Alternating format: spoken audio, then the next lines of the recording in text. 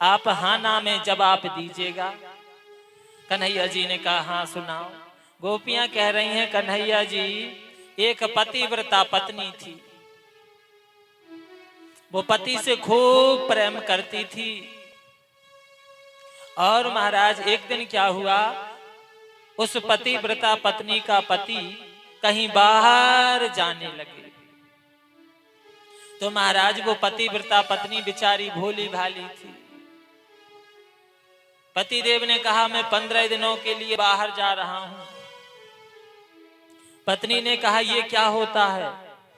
उसको ये भी मालूम नहीं था कि 15 दिन क्या होते हैं, कितने होते हैं।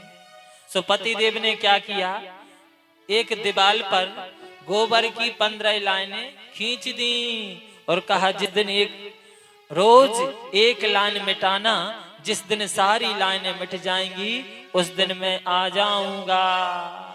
सो भोली भाली पत्नी को, पतिव्रता पत्नी को ये बात समझ में आ गई। प्रातः काल उठती है, एक लाइन मिटाती है और फिर पतिदेव से कहा ये मैं कर पाऊंगी। और कहा ये बताइए आप चले जाएंगे तो मुझे आपकी याद आएगी, मैं क्या करूंगी। अभी मैं आपकी सेवा करती हूँ, फिर मैं कैसे सेवा कर पाऊंगी, क्या करूंगी। पतिदेव ने क्या किया, अपना एक चित्र दे दिया, एक फोटो दे दी, जब याद आए इसको देख लेना। और महाराज चले गए। अब पतिव्रता पत्नी प्रातः काल उठती है, एक लाइन मिटाती है। एक दिन ऐसा आया सारी लाइनें मिट गईं, जब अंतिम लाइन मिटाई उसके आनंद का ठिकाना नहीं। अपने घर में उसने देखा पति की जो फोटो देखे गए थे उस पर धूल जमी हुई है, तो उसको हाथ में लेकर के कपड़े से साफ कर रही थी। हाथ में पति की फोटो थी। इतने में क्या हुआ, पतिदेव द्वार पर आ गए और द्वार को बजाने लगे। तो गोपियों ने कन्हैया जी से कहा प्रभु अब आप बताइए, वो पतिव्रता पत्नी जो अपने घर में अंदर बैठ कर के फोटो की सेवा कर रही है, वो फोटो की सेवा करती रहे कि अपने पति का स्वागत करे। कन्हैया जी ने कहा जब सचमुच के पतिदेव आ गए हैं तो फोटो की सेवा करने से क्या फायदा। फोटो की सेवा छोड़े और दौड़ के जाए, द्वार खोले और पतिदेव का स्वागत करे।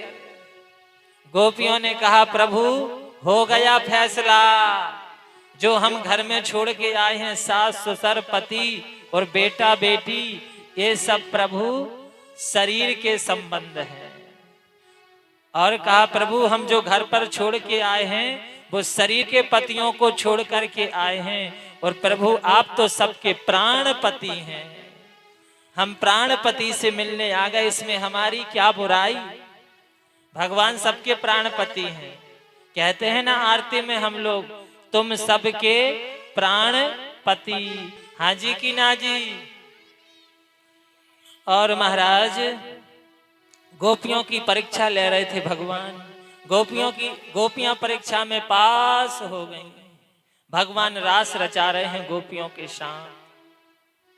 महाराज भगवान रास रचा रहे हैं, ये बात पूरे ब्रजमंडल में फैल गई, सारे ब्रह्मांड में खबर फैल गई।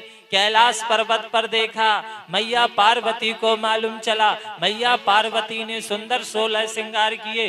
भोलेनाथ बाबा ने जैसे ही मैया को देखा, मैया सज धज के खड़ी हैं। भोलेनाथ बाबा ने पूछा देवी आज क्या बात है, कुछ ज्यादा ही तैयार दिखाई पड़ रही हो। मैया ने कहा आपके रास बिहारी भगवान वृंदावन में महारास रचा रहे हैं, मैं दर्शन करने जा रही हूँ। भोलेनाथ बाबा ने कहा हम भी चलेंगे, हम भी चलेंगे। मैया ने कहा भोलेनाथ बाबा वहां पुरुष प्रवेश वर्जित है, महारास में केवल माताएं बहनें ही जा सकती हैं। भोलेनाथ बाबा ने कहा जब हमारे प्रभु बाल रूप में प्रकट हुए तो मैं दर्शन करने गया। रास बिहारी भगवान रास रचा रहे हैं, मैं तो दर्शन करने जाऊंगा, चाहे जो करना पड़े, कोई उपाय हो तो बताओ।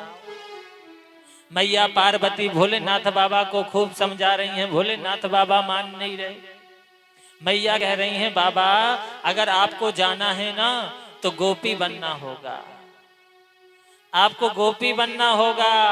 भोलेनाथ बाबा ने कहा मंजूर है, मैं गोपी बन जाऊंगा। मैया ने कहा बाबा ये मत सोचना कि केवल साड़ी पहनने से काम चल जाएगा, चूड़ियां पहनना होगी, मांग भरना होगा, बिछियां पायल पहनना होगी। भोलेनाथ बाबा ने कहा सब कुछ मंजूर है, बस रास बिहारी भगवान का दर्शन मिल जाए।